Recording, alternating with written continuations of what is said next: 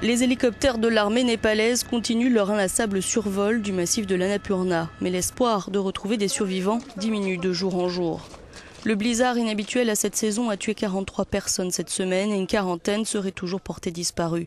Des randonneurs et leurs guides, des alpinistes, des éleveurs. Ce week-end, seuls les corps repérés par les hélicoptères ont été récupérés par les militaires.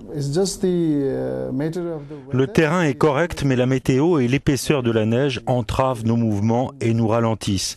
Le temps s'est amélioré hier, mais si la neige s'est arrêtée de tomber, il y a toujours un vent très fort. C'est la particularité de ce blizzard.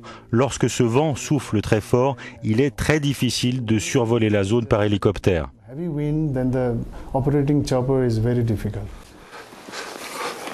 Piégé par ce phénomène de blizzard, un randonneur britannique a tourné cette vidéo au col de Torongla.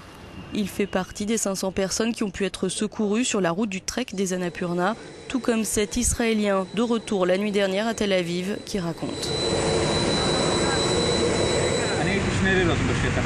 J'ai passé 2 nuits dehors. Une nuit, j'étais complètement enterré sous la neige et j'y suis resté 15 ou 16 heures. L'autre nuit, je l'ai passé à découvert jusqu'à ce que les secours me trouvent.